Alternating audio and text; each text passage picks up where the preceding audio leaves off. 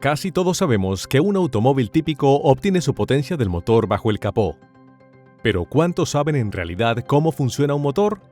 Si bien un motor de combustión interna moderno es una máquina sumamente compleja, el principio que lo fundamenta es bastante sencillo. Examinémoslo más de cerca. A un nivel más alto, un motor de gasolina puede imaginarse como una bomba de aire. Excepto que los gases que bombea son más bien como un efecto secundario, el propósito real de la bomba es hacer girar un eje interno que a su vez hace girar las ruedas del vehículo. Esto se hace por medio de conectar ese eje, llamado el cigüeñal, a pistones que se mueven como resultado de la combustión de una mezcla de aire y combustible en sus cilindros, lo que crea una especie de reacción en cadena que mantiene el motor en marcha. Antes de profundizar más sobre este proceso, primero mencionemos las dos partes principales de un motor.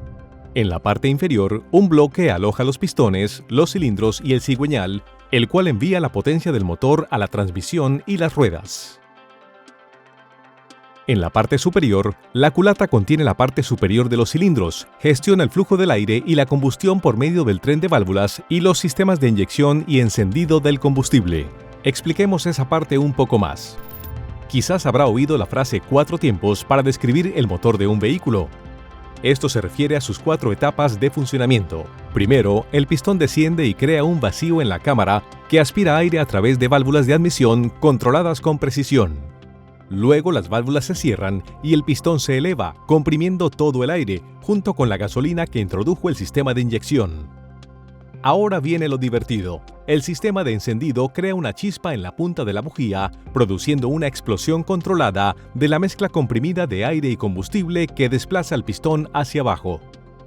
Finalmente, el pistón vuelve a ascender y empuja la mezcla usada de aire y combustible por las válvulas de escape hacia, usted lo sabe, los tubos de escape. Y puesto que estamos trabajando con cilindros y pistones múltiples conectados a un mismo cigüeñal, cada cilindro crea el proceso de 4 etapas para el siguiente. Muy ingenioso, ¿verdad? Ya que hablamos de cilindros múltiples, hablemos de las diferentes configuraciones de motores. Los motores de 4 cilindros son el diseño más común hoy día, pero ¿a quién no le gustan los V6? ¿O aún un V8? Estos términos sencillamente describen el número y disposición de los cilindros del motor.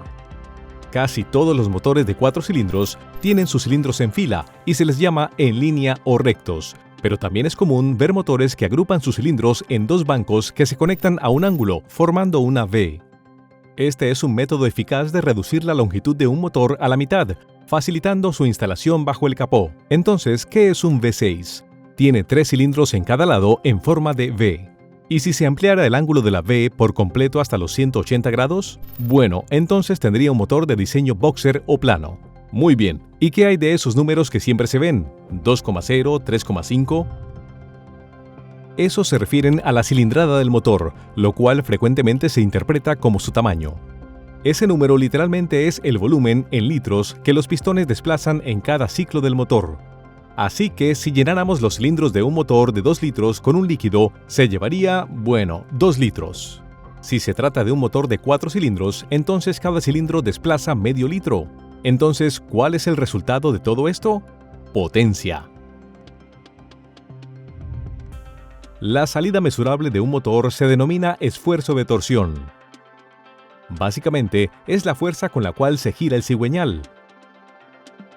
El esfuerzo de torsión se mide en libras-pie, lo que corresponde, como lo implica su nombre, a la fuerza creada por un peso de 1 libra a una distancia de 1 pie. Imagínese un peso de 1 libra colocado en un extremo de una llave de tuercas que mide 1 pie. A la tuerca se le aplica 1 libra-pie de esfuerzo de torsión. Así que ahora, regresando al concepto de la cilindrada, los cilindros grandes aceptan más aire y combustible, lo cual produce más potencia. Giran el cigüeñal con más fuerza, lo cual es perfecto para vehículos grandes, para remolcar cargas o para conducir con entusiasmo. Quizás esté preguntándose, ¿no es esa la potencia del motor? Bueno, sí y no. De hecho, la potencia técnicamente no existe.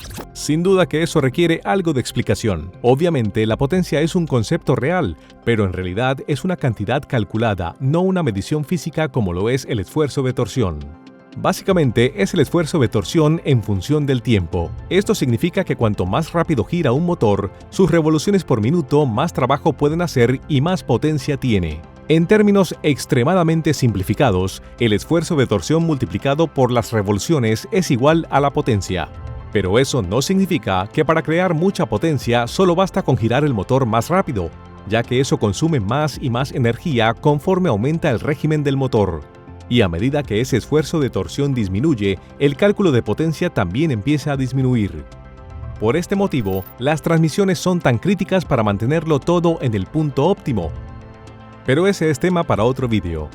Así que esa es la idea general tras los motores de combustión interna. Este apenas ha sido un vistazo general de los fundamentos, un curso introductorio. Obviamente hay mucho más que decir de la tecnología de motores, así que no deje de ver los otros vídeos de esta serie para aprender más.